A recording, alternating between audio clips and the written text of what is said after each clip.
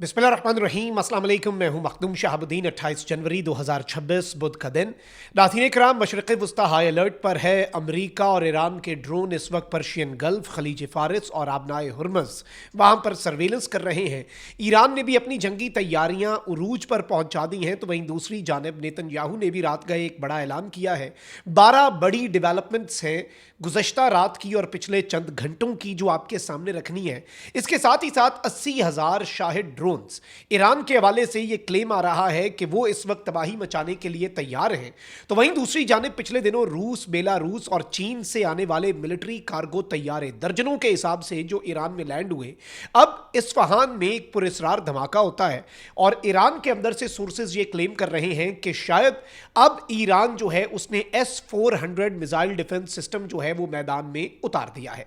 इस हवाले से भी इंपॉर्टेंट डिटेल्स हैं। साथ ही साथ ईरान के सदर की सऊदी वली अहद मोहम्मद बिन सलमान से टेलीफोनिक गुफ्तगू भी हुई है। इसके साथ दीगर जो मुमालिक हैं उन्हें ईरान ने क्या मैसेज दिया है, सारी डेवलपमेंट्स एक एक करके आपके सामने रखते हैं। लेकिन उससे पहले वही दरखास्त कि हमारे चैनल को भारत, अफगानिस्तान और पाकिस्तान मुखालिफ मुतअद्दिद अकाउंट्स की तरफ से रिपोर्ट किया जा रहा है। इस रिपोर्टिंग का असर जाहिर करना आपके हाथ में है। इस वीडियो को लाइक करें, एक के बजाय ज्यादा से ज्यादा कॉमेंट्स करें और अगर हो सके तो इस वीडियो को मुख्तलिफ व्हाट्सएप ग्रुप्स में आपने शेयर भी करना है। सबसे पहले तो मैं आपको यह बता दूं कि ईरानी सदर ने सऊदी वली अहद मोहम्मद बिन सलमान से टेलीफोनिक गुफ्तगू की और खित्ते की सूरत हाल पर तबादला ख्याल किया। बरतानवी खबर एजेंसी के मुताबिक ईरानी सदर ने कहा कि ईरान ने हमेशा आलमी कानून के तहत जंग रोकने की कोशिशों का खैर मकदम किया और ईरान अब भी जंग से बचाव के किसी भी इकदाम का खैर मकदम करेगा। ईरानी सदर ने कहा कि ईरान के खिलाफ अमरीकी धमकियों से खित्ते में अदम इस्तेहकाम के सिवा कुछ हासिल नहीं होगा। अमरीका की धमकियां और नफसियाती हरबे, ये जो साइऑप्स हैं, ये खित्ते की सलामती को नुकसान पहुंचाने के लिए। ईरानी सदर ने कहा कि इस्लामी ममालिक का इत्तेहाद खित्ते में पायदार सलामती, इस्तेहकाम और अमन की जमानत बन सकता है। सऊदी वली अहद मोहम्मद बिन सलमान ने कहा कि सऊदी अरब ईरान के खिलाफ किसी भी किस्म की जारियत और इश्ताल अंगेजी को मुस्तरद करता है। वैसे भी आपको पता है कि खित्ते के जो अरब ममालिक हैं उन्होंने अमेरिका को बड़ा क्लियर जवाब दिया और अब तो यूएई जो है उसने भी कह दिया कि हमारी एयर स्पेस का आप इस्तेमाल नहीं कर सकते, चाहे जो मर्जी हो जाए। अब खैर और कुछ हो ना हो, लेकिन यूएन के जो चीफ हैं, यूएन के जो सेक्रेटरी जनरल एंटोनियो गुतेरेस, उन्होंने भी इस वक्त कंसर्न का इजहार कर दिया है जो मिलिट्री बिल्डअप हो रहा है गल्फ के अंदर और पूरे मिडल ईस्ट के अंदर। अरब ममालिक और फिर जारी बात है खलीज फारिस और ईरान के इर्द गिर्द जो मिलिट्री बिल्डअप है उसके ऊपर फाइनली अक़वाम मुत्तहिदा ने भी तशवीश का इजहार कर दिया है। इसके साथ ही साथ IRGC जो है ईरान की सिपाही पासदारान इनकलाब, उसने एक स्टेटमेंट जारी की है कि कोई भी नेबरिंग कंट्री अगर उसकी टेरिटरी ईरान के खिलाफ इस्तेमाल होती है तो ईरान उस मुल्क को हॉस्टाइल स्टेट कंसिडर करेगा। इसका मतलब यह है कि ईरान उस मुल्क के खिलाफ फुल फ्लेज हमला करेगा। इससे पहले जो बात हुई थी वो ये थी कि ईरान जो है वो सिर्फ मशरिक़ वस्ता के अंदर मौजूद अमरीकी बेसिस को निशाना बनाएगा। ठीक है, अब उन्होंने कहा है कि neighbouring countries are our friends. उन्होंने कहा है कि हमसाया मुल्क हमारे दोस्त हैं, but if their soil, sky और waters are used against Iran they will be considered hostile. इन्होंने कह दिया है कि भाई इन्हें हम हॉस्टाइल मुल्क ही डिक्लेयर करेंगे अगर इनकी फ़ज़ा, इनकी ज़मीन या इनके पानियों की हदूद जो है वो हमारे खिलाफ इस्तेमाल हुई, यानी इन ममालिक के खिलाफ भी जंग होगी।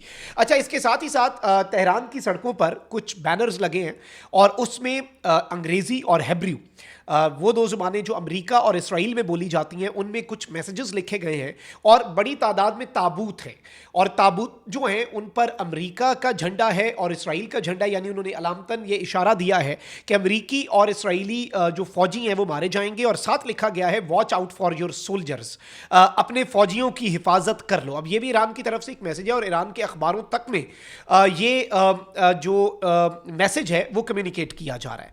अच्छा, फिर इसके साथ ही साथ मैं आपको ये बता दूं कि पेंटागन जो है उसने एडिशनल पैट्रियट और थर्ड एयर डिफेंस सिस्टम जो है वो अमेरिका की फोर्सेस को बचाने के लिए इस वक्त डिप्लॉय कर दिया है और ऑफिशियल्स ये बता रहे हैं कि ये फाइनल फेज है डिफेंसिव प्रिपरेशंस का। ऑफेंस यानी कि अटैक की प्रिपरेशंस हो चुकी हैं, लेकिन डिफेंसिव प्रिपरेशंस जो हैं उनका ये फाइनल फेज है अमेरिका का, क्योंकि अमेरिका ने अटैक के बाद की सूरत हाल को भी कंट्रोल करना है।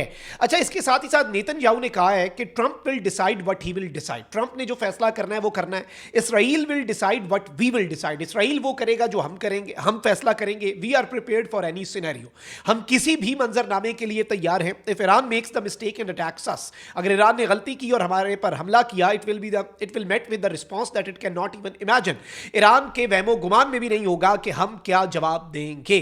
अच्छा, एक तरफ तो ये डेवलपमेंट आई है। अच्छा, वहीं जो यूएस सेंटकॉम है, सेंट्रल कमांड, अब चूंकि उसकी हुदूद में यूएसएस अब्राहम लिंकन आ चुका है, यूएस एयरफोर्स के हवाले से सेंटकॉम जो है उसने अब ऑफिशियली ये ऐलान कर दिया है कि हम मल्टी डे रेडीनेस एक्सरसाइज करेंगे to deploy, disperse and sustain combat air power. US central command के एरिया ऑफ रिस्पॉन्सिबिलिटी में, यानी वो एरिया जो सेंटकॉम के अंडर आता है, उसमें ये अपनी एयर पावर जो है वो दिखाने के लिए और उसकी तैयारी के लिए। अच्छा, फिर वहीं दूसरी जानिब जो खबर आ रही है वो ये है कि रेवोल्यूशनरी गार्ड जो है ईरान के, उनके स्पोक्स पर्सन ने अल जजीरा के मुताबिक मोहम्मद अली नियानी, उन्होंने कहा है कि भाई if their aircraft carrier made a mistake and entered Iranian territorial waters, अगर अमेरिका के जंगी बहरी बेड़े ने गलती की और गलती से भी ईरान के टेरिटोरियल वाटर्स के अंदर आ गया, इट वुड बी टारगेटेड, हम उसके ऊपर हमला करेंगे। और इस सब के अंदर मैं आपको यह बता दूं कि इन्होंने कहा है कि Iran is ready for a major response if attacked, अगर ईरान पर हमला होता है तो ईरान बड़े रिस्पॉन्स की अपनी तैयारी कर चुका है। और इस सब के अंदर एक और डेवलपमेंट ये आ रही है कि आईआरजीसी जो है उसने एक मिसाइल टनल जो है वो इस वक्त अनवेल की है, जिसमें क्रूज मिसाइल्स जो हैं वो डिप्लॉय। अच्छा, इससे पहले ईरान के अंदर अंडरग्राउंड मिसाइल सिटीज हैं, पूरे शहर के शहर स्टॉक पाइल्स जो हैं वो इस वक्त तैयार हैं। और ईरान के खुदकुश जो ड्रोन्स हैं, जो इवन रशिया ने यूक्रेन जंग में इस्तेमाल किए, शाहिद ड्रोन्स, उनके हवाले से कहा जा रहा है कि 80,000 ड्रोन इस वक्त तैयार है। और रोजाना ईरान मजीद 300-400 ड्रोन तैयार कर रहा है रोज की बेसिस पे, एवरीडे बेसिस पे। ईरान ये लो कॉस्ट ड्रोन्स जो कि बस जाते हैं, तबाही फेरते हैं, खुद भी तबाह होते हैं, आगे भी तबाही फेरते हैं, ईरान इनके ऊपर काम कर रहा है और ये तैयार कर रहा है। लेकिन अब जो सी बेड है वहां पर कुछ टनल्स जो हैं समुंदर के करीब करीब, टनल्स जो हैं वो इस वक्त ईरान ने कुछ अनवेल की हैं। उनकी लोकेशन नहीं बताई लेकिन फुटेजेस जारी की गई हैं, जिनके अंदर क्रूज मिसाइल्स हैं। और ये क्रूज मिसाइल जो हैं ये अमेरिका के aircraft carrier, USS Abraham Lincoln जैसे जो कैरियर्स हैं उनको निशाना बनाने की ये सलाहियत रखता है। अच्छा, फिर इसके साथ ही साथ इस्फहान जो है वहां पर एक धमाके की आवाज आई और अब ईरानियन सोर्सेज ये कह रहे हैं कि ये गालिबन S-400 मिसाइल डिफेंस सिस्टम जो है वो ईरान ने अच्छा, S-400 आपको पता है बड़ा एक एडवांस सिस्टम है, और अगर अमेरिका एक एयर स्ट्राइक करता है तो क्या अमेरिका के तैयारों को ये S-400 मिसाइल डिफेंस सिस्टम निशाना बना सकता है? फिर चाइना ने क्या इलेक्ट्रॉनिक वॉरफेयर का सिस्टम दे दिया, जैसे चाइना ने मिलिट्री ग्रेड जैमर्स दिए जिन्होंने स्टारलिंक को हिला के रख दिया। ये सारी चीजें अंदर खाते ऑब्वियसली चल रही हैं। फिर इसके साथ ही साथ अब ये चमगोइयां हो रही हैं कि क्या ईरान ने S-400 मिसाइल डिफेंस सिस्टम हासिल कर लिया है और क्या S-400 सिस्टम का अब ईरान जो है वो इस्तेमाल करने जा रहा है, और क्या ये एक बड़ी आप कह लें कि ईरान की अचीवमेंट होगी, अगर इसके हवाले से भी बातचीत हो रही है। फिर अब मैं आपको ये बता दूं कि गल्फ ऑफ ओमान में एक अनआइडेंटिफाइड सर्वेलेंस ड्रोन जो है वो पाया गया है और इसका मुल्क जो है वो अभी तक हमें नहीं पता चल रहा। यूएसएस अब्राहम लिंकन के करीब गल्फ ऑफ ओमान में, खलीजे ओमान में, इसके करीब एक जासूसी वाला ड्रोन भी देखा गया है और इसकी लोकेशन अभी तक इसका ऑपरेटर नहीं पता, किसे ऑपरेट कौन कर रहा है। तो ये भी एक बड़ी इंटरेस्टिंग चीज़ है, क्या ये ईरान का ऑपरेटेड ड्रोन है?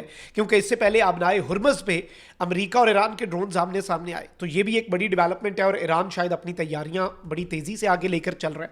ये डेवलपमेंट्स आपके सामने रखना बहुत ज़्यादा ज़रूरी थी। अपना बहुत ख्याल रखें। अल्लाह निगहबान। पाकिस्तान जिंदाबाद।